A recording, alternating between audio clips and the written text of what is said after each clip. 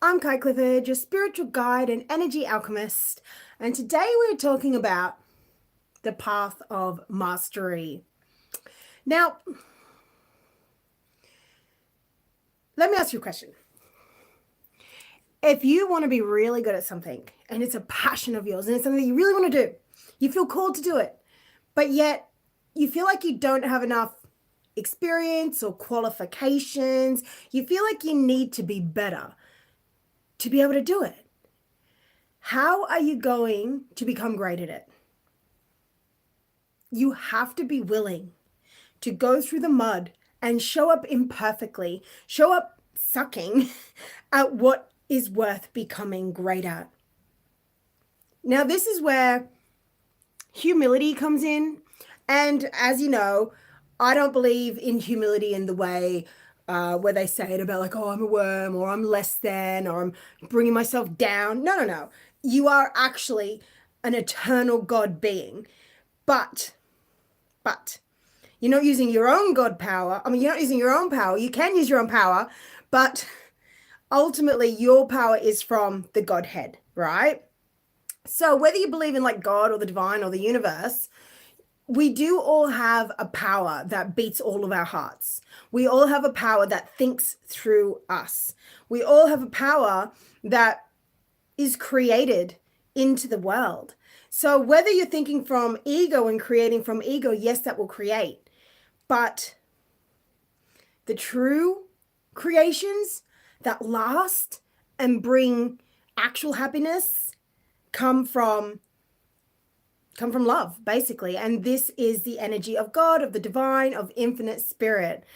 So when you allow yourself to realize that you need to begin and continue imperfectly, knowing that even though it might be embarrassing, it's worth it. And this is where that humility comes in that I want to talk to you about. So as I said, humility isn't about saying that you're nothing. It's about realizing that you do have this infinite power within you. You have this infinite power within you. And humility to me, you're saying, oh, as a human, I realize that there's so much that I don't know, right? So often we don't feel like we're allowed to have faults, even though we know we have faults. And we get really self-conscious of our faults and we actually tear ourselves down because of the faults that we have, right? And so true humility, not the sort of humility where you say I'm less than, is where you're actually saying, I am ultimately great, but at the same time, I have so many things that I don't know, so many things to learn. So you give yourself a break and you realize that even though you're imperfect, it's worth trying anyway. And the only way to actually get better, and I know this sounds obvious, like we all know this, the only way to get better is to be trying, right? And obviously you don't try at first, you do. Don't try, do, okay? But trying does exist when you do, and then it was either a failure or just imperfect, and then you tried. Do you see what I'm saying? So you never go into it trying, you go into it to do. But then when your results, aren't as good as you want, you tried. And so that's really amazing. And in fact, when it comes to spirituality, when it comes to growth in the spiritual path, any effort that you put in is counted by God the divine.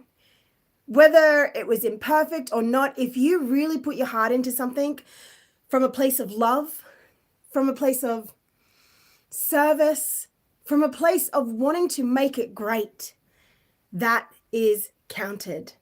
So hi everyone, so good to see you. Say hi as you're coming on. So for those of you new here, I'm Kai Clifford. I'm your spiritual guide and energy alchemist, and I'm here to raise the vibration of the planet. And of course, we do that through the people closest to us. So in this case, this is you. I'm here to help you raise your vibration, which really just means going from fear-based, limited thinking into intelligent, love-based thinking. Now, what's the biggest misconception about love-based thinking? Love-based thinking, the biggest misconception is that it means you let people walk all over you. It means that you just completely sacrifice yourself for everyone else, constantly worried about what everyone else is thinking and doing. But that's not love. Love isn't worry. Love actually has strong boundaries. Love has strong standards. Love will fight for what it cares in. So it's not just about being a pushover. I mean, it's not about that at all. That's actually coming from fear of loss. So this is why it's really complex, the human experience, to understand that a lot of the times when we think we're acting from love, it's actually can be a form of self-preservation or people-pleasing as a form of manipulation, where you will throw yourself away and abandon yourself in the hope that they will treat you better instead of actually negotiating for what you want. You just do what you want and then expect that they will also abandon themselves and drain their own energy, right? So that's the whole thing, and that's a separate discussion, and one I'm sure I've done plenty of videos on, and I can do more on again. So as I said before, even though it is so obvious to say, is there somewhere in your life where you know what you want to do, what you called to do, but yet you keep holding back because you feel like it won't really be good enough, or maybe you procrastinate or feel resistance, which has a secret root underneath it of just feeling like it won't be good enough. Our beliefs show up as feelings, and you can find your beliefs within the feelings simply by asking, and this is what Bashar teaches, is asking, what would I have to believe about myself to feel this way? So if there's something that you want to be doing, but yet you're either procrastinating or you're really nervous doing it, so you hold back, you slow yourself down, thinking that you have to be better in order to do it, it doesn't make sense. How are you ever going to get better? Like, would you tell a baby that's trying to walk and keeps falling over on its butt? It's like, oh, baby, you're not good at walking. You're not good enough at this. You should wait until you're great at walking to walk. It doesn't even make sense to us, does it? Yet what happens is we put this pressure on ourselves that we have to be perfect, usually because we've got this fear of being judged, and this fear that if other people judge us and don't like what we're doing, then it means that our fears of not being enough are true. Furthermore, what else do? We put our skills, let me change it around. We put our validation upon our skills. So let's say that you're a painter and the painting that you're painting absolutely sucks. You might say, well, that means that I'm not good enough. I'm so ashamed. It was so bad. But your painting, your skill level has nothing to do with your value. It has nothing to do with your worth. It has even nothing to do with your ability. A skill is just something you develop. You might have the most brilliant painter inside of you, or the most brilliant speaker. But just like the baby who tries to walk, he's going to be a great walker. He's going to be able to walk all the way across the house. But at the beginning, it seems like he's a terrible walker because he keeps falling over. But that baby keeps getting back up and keeps trying to walk. Now, you might think that this is very separate to you, but actually, inside, we still are very childlike because we didn't really grow up. What happens is we sort of get frozen at times in our life when we had negative experiences and we didn't know how to process the emotions. So instead, these parts of our personalities sort of get frozen in place. And we think from them throughout our lives. You make decisions from a 1-year-old, even in the womb, actually, from a 2-year-old, from a 6-year-old. So that means that your 6-year-old self is running the show from decisions you made back then. And so this is why we do the energy alchemy, which isn't just like, ooh, zapping you with energy. This is deep, intensive emotional therapy where you go in, and this is like the thing that creates success in your life. This is the thing that releases anxiety. This is the thing that releases money blocks, the thing that releases relationship blocks. It's the thing that helps you release the insecurity so you can step out and be seen, shine in the spotlight without fear of being attacked or ridiculed. And if you are attacked and ridiculed, you don't make it mean that you're not enough. So say hi as you're coming on. Thank you so much for those of you who are here live. It's so good to see you. Please like this and share this. If anything I say resonates with you, if you like my vibe, my work, and I know this might sound like a brag, but it's literally just a fact. My work transforms lives in the most epic way. I've been doing this for a decade and a half, and I started off with PTSD and trauma triggers, and you know, like 10 years ago, I could not be on camera like this. I would freeze on camera. I couldn't talk in a normal voice. I would just get very robotic and terrified. And it took me showing up on camera, alternating it with energy alchemy, back to trying to show up on camera, back to energy alchemy, back to So basically the key is you do the thing that you really know that you're called to do, but you have resistance and fears and programs about. You do those things that you're called to do. You might have fear. You probably will have fear.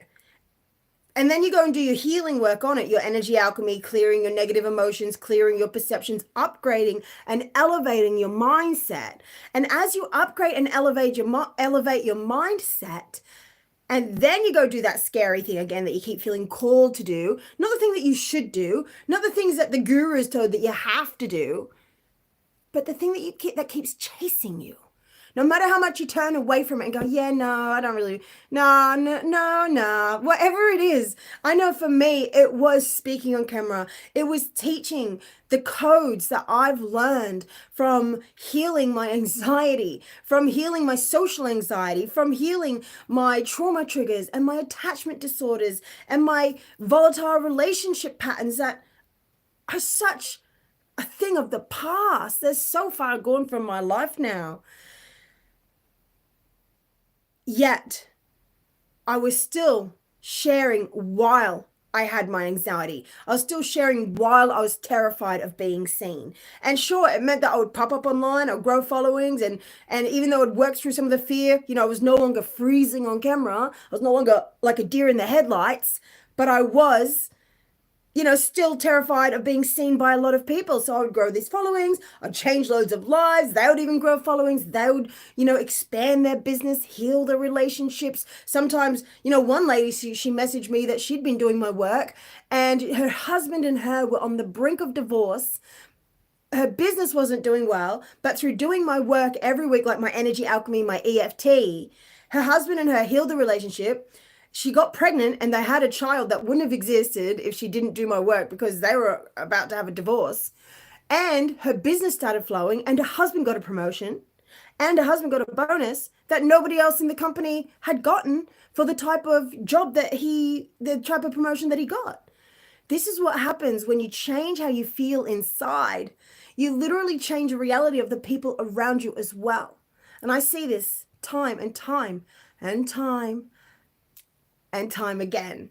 I know for a fact that when you allow yourself to, one, show up imperfectly and try to do the thing, but in between that, intermittently be doing your energy alchemy, your EFT, your somatic healing to change the way you feel so that when you think of doing the thing, you don't have these tight blocks in your body, these like tight and these tensions and you have to push. Instead, if you can feel a sense of ease in your body while you're doing the thing, then you're going to create better results. But you're not going to get to perfect ease until you start doing the work and then alternate it with the energy alchemy. You have to be willing to let yourself show up imperfectly. You have to be willing to let yourself show up feeling embarrassed or like it's just not working or wondering, are they going to like it? Are they going to like you? Yeah, it's hard. It really can be really hard. But for as long as you run away from that next level of your calling, it's going to continue chasing you and parts of your life will fall apart because unless you're living in alignment with your life, let me rephrase that. When you're living in alignment with your soul's purpose, then abundance flows. Then things just start working out. Then synchronicities and amazing opportunities flow into your life. And this is why my clients often come to me to overcome the visibility fears and the fears of judgment so they can be on camera and step out into the world and grow their business in amazing ways. And I heal their anxiety, like literally. People say you can't cure anxiety. Wrong. My anxiety, gone. Right. Many of my clients' anxieties, gone. And they absolutely were shocked by it as well. They didn't even at first believe it would happen, but they believed just enough to keep doing the method until it worked. And it doesn't just work in a bam, well, it does work bam at the end, but it works incrementally as well, where you just get less and less and less and less anxiety. And then all of a sudden one day, it'll just be like this switch flicked, and you're just like, where is it? Where is the anxiety? And like one of my clients, she messaged me with a hilarious story. I've actually got the screenshots on my Facebook somewhere, telling me, and she had severe anxiety. Like she had weird blinks. She'd get like really sick. She'd throw up before she went out to meet people. She couldn't stop stammering and talking. It was like she had agoraphobia. Like it was really hard for her. And she'd been doing my work for a good few months, going all in, doing the energy work, following my guidance. And so she was a real star pupil. And she messaged me and she said, this was so weird. My anxiety like disappeared today. And this is someone that she knew herself as an extreme anxious basket case. So she knew herself as an extreme anxious basket case. And she was doing my EFT energy alchemy for a few months, following my guidance. And when she messaged me the story, this is what she said. She's like, this was the weirdest day ever. I was going to meet an old friend that I hadn't seen for many years. And because I had to meet him at a pub, I was like, okay, I know I'm going to be really nervous. So I better try to force myself to eat now because I won't be able to eat later, because I know I'm going to be like, I get nervous tics and I might throw up and all these sorts of things. And she's telling the usual story. And she's like, but as I was getting ready, the anxiety wasn't there. And she told me she was thinking, oh God, the anxiety's not here. It's probably going to come in later. And she started getting really weird, thinking, should I even make myself stressed out? And this was the actual mindset. It happens for multiple people. She's like, should I even try to get myself anxious?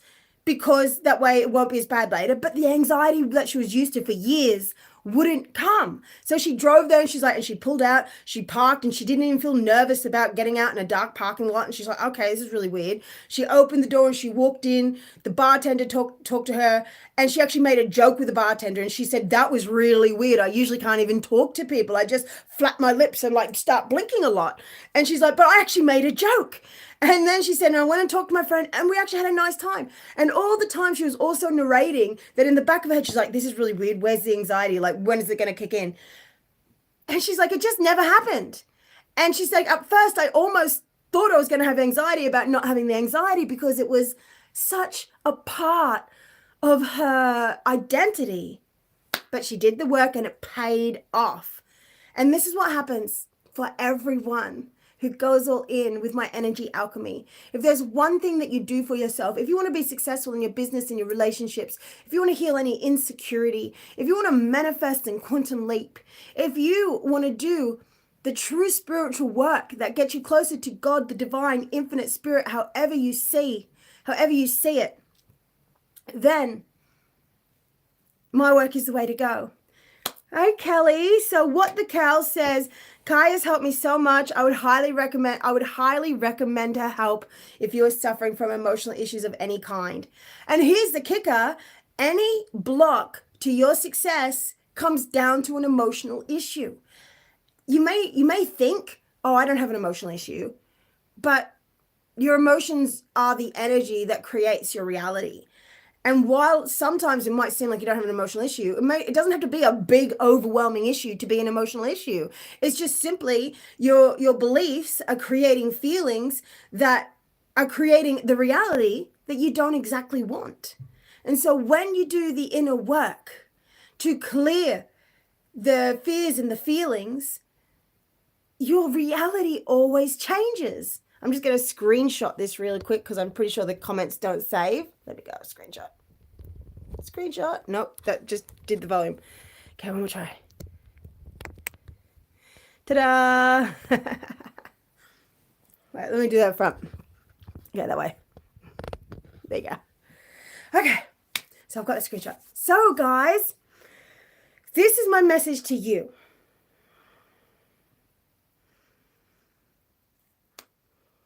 It's worth it. If anything is worth being great at, if there's something that you feel really called to do, it's worth it. It's worth the pain you go through. It's worth the embarrassment. It's worth the times you mess it up. It's worth the mistakes you make. It's worth, did I say worse? It's worth the people you might disappoint along the way. But if you want to get from here to being a true master, you have to give yourself permission to try. And of course, when you try, you don't try, you do. But then in hindsight, when you look back, there will be lots of things you tried. Tried is a hindsight thing. If you start off trying, you're already saying, I am going to fail. But try does exist in hindsight for the things that you did fail. But you still tried, which counts. You tried and you get back up and you keep doing. And then for some of that, that'll end up in either a failure or just like, it was good. And that's trying. You did great by trying. It is everything to keep doing and in hindsight trying, because this is what changes your reality. You will never, your calling will never stop chasing you. It doesn't matter how much you ignore it, and maybe you already are living so much of it. Maybe you already have your successful business, but is there something more? Are there parts of you that just feel like success should be happier, less stressful? Did you build it from a push, push, push energy? If you build something from an energy of like push, push, push, effort, stress, guess what? Energetically and spiritually speaking, you have to keep maintaining that. You don't put in all this stress energy in the beginning and then create something blissful. Like, sure, there's ways to navigate that, but that's going to have to involve the energy alchemy to change your beliefs around it, to change your feelings around it. If you feel like you have to stress and you have to push, that's an emotional issue. If you feel like I don't know, maybe you're either in boom and bust with money, or maybe money is flowing in, but you have fears of people really seeing you, fears of people knowing your success, or maybe you feel like you can't be successful and have a great relationship, and so therefore one or the other area suffers, or maybe both areas suffer. These are all emotional issues. If you feel like your health or your body weight suffers when you're really going all in your business, that again is an emotional issue, because it's your beliefs and your feelings that lead you like a little puppeteer down that path to abandon yourself. Now, again, that's all worthwhile. It's all a worthwhile experience, because one day you'll wake up and you'll learn what you needed to learn from what happened. Like, I know I used to constantly just work on my business a lot and just disregard my body. And then I'll get really in my head about it and feel really insecure, because growing up I was bullied and I had these deep entrenched beliefs that I wasn't valuable unless I was like a Sports Illustrated model looking person, which I have been quite a few times in my life. And so every time I was that, I felt really great about myself. But then any time I start falling off that, I'd immediately start feeling insecure. And then it would just snowball and I'd just put on weight. But that was an emotional issue, right? And so once I learned to start appreciating myself and to stop doing things for what I thought I would get from them, and to start doing them for devotion to myself, to God, the divine, infinite spirit, however you want to think of the higher power.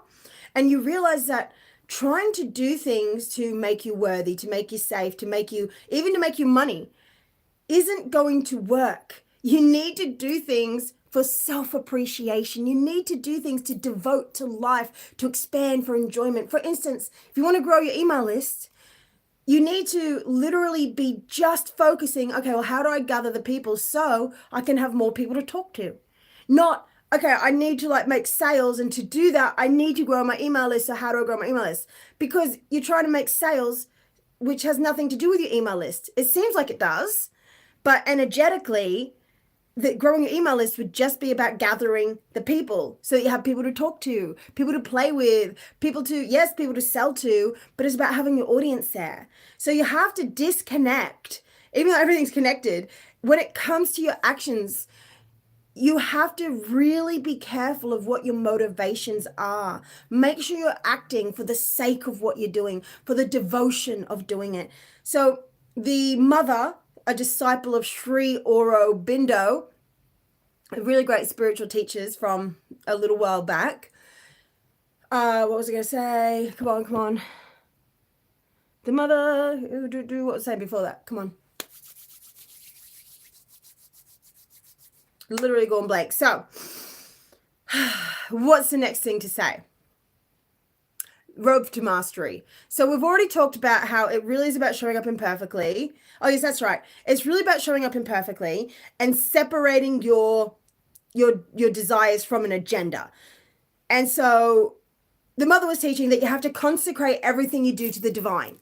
You have to devote what you're doing to, if you like the word God or the divine or infinite spirit, don't get caught up on them, right? You have to devote yourself. You can even call it life, the life force that beats all of our hearts. Life, the expansive life. God is life, God is love, God is the divine. So whichever word you like, don't get caught up on them. Just interpret it to work for you.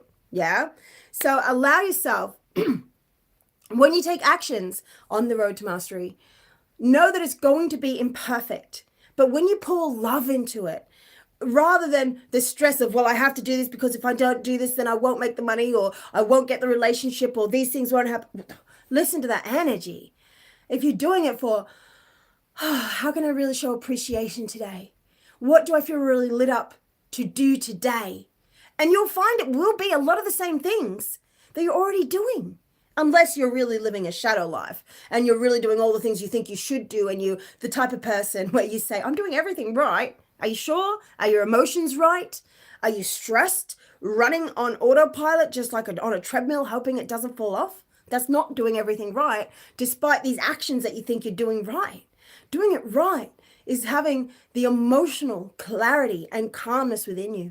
Doing it right is consecrating your actions to the divine. Doing it right is appreciating yourself and loving yourself and looking after yourself. Doing it right is tuning into your intuition and taking the steps that you're called to do, not because of what you think it will get you, because you already trust the universe and you know that what is coming is coming. What is meant for you will come to you. And the more that you act from self-appreciation and for consecration to the divine, saying, I'm doing this to expand life. I'm doing this to appreciate. I'm doing this to enjoy. I'm doing this because I feel called.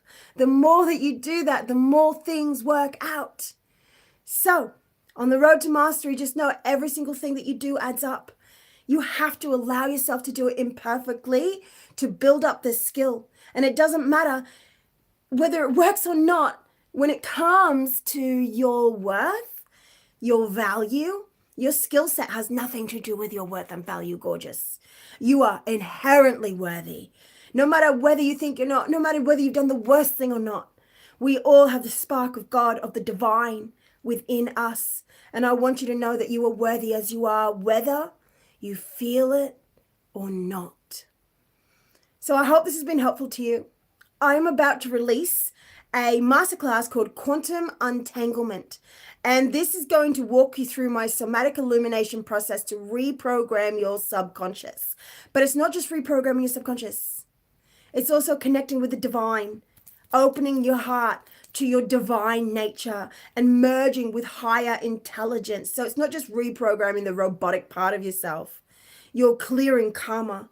You're merging with the divine, your higher self, or if you prefer, the Holy Spirit, while reprogramming yourself. So if you want to get that when it comes out, just go ahead to my Facebook or my Instagram under Kai Clifford Alchemy and just DM me the word subconscious. And as soon as it's ready, I'll send it through to you. Just make sure you're also following me so that you can open to receive. So thank you so much for being here, everyone that's been here live. I so love having you here. It's been such a great energy. And I want you to remember that it's not about doing it perfectly, no matter what your feelings might say. It's about caring enough and knowing that your calling is going to chase you. It will chase you. And things will not work out unless you're living in alignment with your soul. So you might as well just say yes, just bite the bullet and do it anyway, because it's a lot easier when you're living in alignment with that intuition, with that knowing that keeps bugging you. You're like, yes, okay, I should do what? Should you do video? Are you meant to be starting a podcast? Are you meant to be reaching out and contacting this old friend? You might not know why, but there's some reason. It's about learning to trust, and your intuition lives with your body. So this is something that I teach in my emotional alchemy, is how to listen to your intuition. Now, if you want, I can do another video on that. Just comment below. And if you want, I can even do one of my next videos on listening to your intuition and how it lives in your body, because that's one of my favorite topics to talk about. So gorgeous. I'm Kai Clifford, your spiritual guide and energy alchemist. I will see you soon. Okay.